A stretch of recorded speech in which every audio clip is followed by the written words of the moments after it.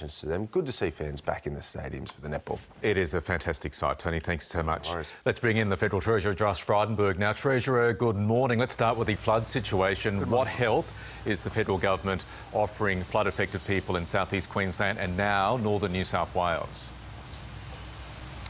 Well, we've activated the disaster recovery payment. That's a one-off $1,000 non-means tested tax-exempt payment.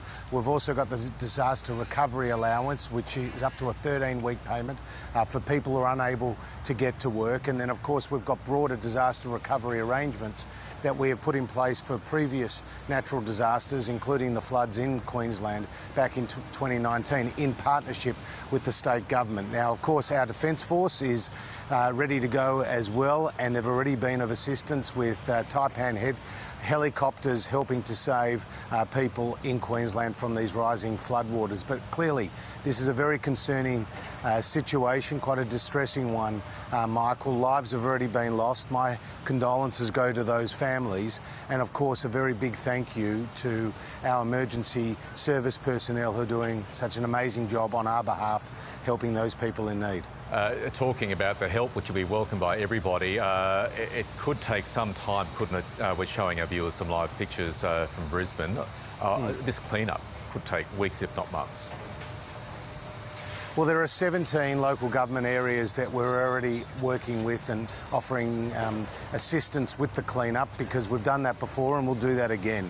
We'll leave no stone unturned, Michael, in seeking to help those people who are going through this very, very difficult situation. We're working closely with the Queensland government, we'll work closely with local governments, and the federal government has already, in just the last few years, put $17 billion to work on your behalf, on the Australian people's behalf, with respect to disaster recovery assistance. So we'll do that again, because unfortunately here in Australia, whether it's fires, whether it's floods, or other conditions, we see these disasters often too frequently.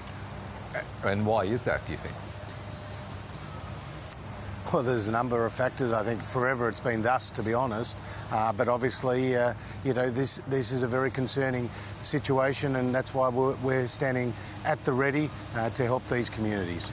OK, now listen, that money is welcome. It is the role of the federal government, state governments, local governments to step up. What's going on with your colleague Peter Dutton setting up this GoFundMe page for his local community in Brisbane, asking people there to contribute to disaster recovery? Well, I think this is a complete storm in a teacup, and it just shows you what a sewer, Michael, Twitter is, indeed some aspects of social media are. I mean, what Peter has done here, and I spoke to him this morning, it's simply just offering further help from the local community to those who are in need. What we are doing as a federal government, of which Peter is a very senior member, is providing very substantial financial assistance to families, to businesses, as we've done in the past and will do again into the future. So I just think this is a complete storm in the teacup, and I think it reflects, unfortunately, the sort of attacks that you see on social media that are without foundation. So you think it's just people on social media raising this as concerns about being asked, those residents there who have other more immediate desires on their mind, to reach into their own pockets to help with a disaster relief process? Well, there are some people who may want to put their hand in their pockets, and there are always, at times of natural disasters, you remember back in the bushfires too, Michael, there was always at times of natural disasters, community fundraising efforts, and whether that's through local banks or whether that's through charities or whether that's through GoFundMe pages. I think, you know, all hands on the wheel, and all help is accepted and everyone's grateful for. But in terms of the fundamental role of federal government, of which Peter and I are members, it's to provide the big amounts of economic support. That $17 billion I referred to earlier, that's been provided in just the last few years alone for disaster relief. You can't get that sort of money through a GoFundMe page.